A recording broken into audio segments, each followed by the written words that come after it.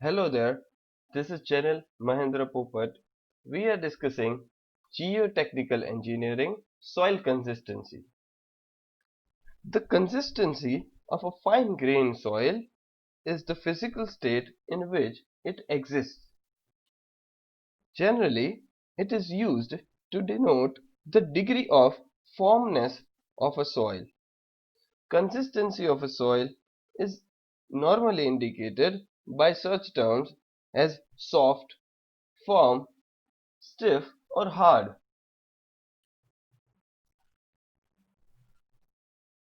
In 1911, a Swedish agriculture engineer, Atterberg, mentioned that a fine-grained soil can exist in four states, namely liquid, plastic, semi-solid or solid state.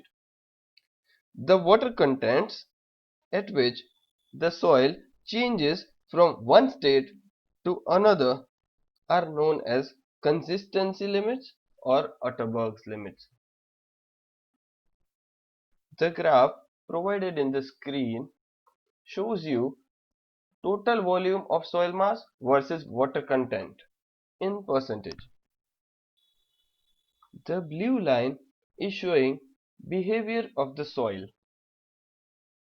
Ws water content at shrinkage, or it is known as shrinkage limit. Wp water content at plastic, or it is known as plastic limit, and Wl water content at liquid, it is known as liquid limit. Same way, volume at liquid state is Vl, volume at plastic state it's Vp, and at shrinkage it is Vs. This diagram is known as consistency limit diagram or Atterberg's limits diagram. Let us understand what liquid limit, plastic limit and shrinkage limit are. Let us understand liquid limit first. A soil containing high water content is in a liquid state.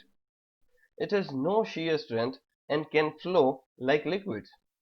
As the water content is reduced, the soil becomes stiffer and starts developing resistance to shear deformation. At some particular water content, the soil becomes plastic. In short, the water content at which the soil changes from the liquid state to the plastic state is known as liquid limit. We can see that at this point, soil is changing its state from liquid to plastic. In other words, the minimum water content at which soil starts getting shear strength is called liquid limit of the soil. Plastic limit Wp. The soil in the plastic state can be molded into various shapes. As the water content is reduced, the plasticity of the soil decreases. Ultimately, the soil passes from the plastic state to the semi-solid state, and it stops behaving as a plastic. It cracks even when molded.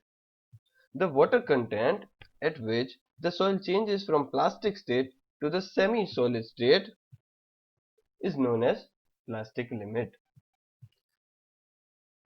Now, shrinkage limit. When the water content is reduced below the plastic limit, the soil attains a semi-solid state. The soil cracks when molded. In the semi-solid state, the volume of soil decreases with a decrease in water content till a stage is reached when further reduction of the water content does not cause any reduction in the volume of the soil. Then the soil is said to have reached a solid state. In short, the water content at which the soil changes from the semi-solid state to the solid state is known as shrinkage limit. We can also say it is the maximum water content at which A reduction in water content will not cause a decrease in the volume of a soil mass, and it is called shrinkage limit. It is the maximum water content below which soil does not remain saturated is called shrinkage limit. One more thing we can note that shrinkage limit is a limit where the soil will be saturated. Moving forward, plasticity index I and in suffix P. The numerical difference between the liquid limit and plastic limit is known as plasticity index. In formula, IP is equal to written as WL minus WP, where WL is liquid limit and WP is plastic limit. Plasticity index gives the range of water content within which the soil remains in plastic state. Plasticity index is an important property of fine-grained soils. In case of sandy soils, plastic limit should be determined first. When plastic limit cannot be determined, the plasticity index is reported as non-plastic, or we can say NP. When the plastic limit is equal to or greater than the liquid limit, the plasticity index is reported as 0. In words, we can say when WP is greater than WL or WP is equal to WL, IP will be 0. Let us see what IP value denotes. If IP value is 0%, type of soil will be non-plastic soil, as we have discussed. If IP value is between 0 to 7%, it will be low plastic soil. If IP is in between 7 and 17%, it is medium plastic soil. And if IP value is greater than 17%, it is highly plastic soil. Shrinkage index IS. The numerical difference between plastic limit and shrinkage limit of a soil is known as shrinkage index, and it is denoted as I and in suffix S. Equation for shrinkage index will be like WP minus WS, where WP means plastic limit of a soil and WS means shrinkage limit of a soil.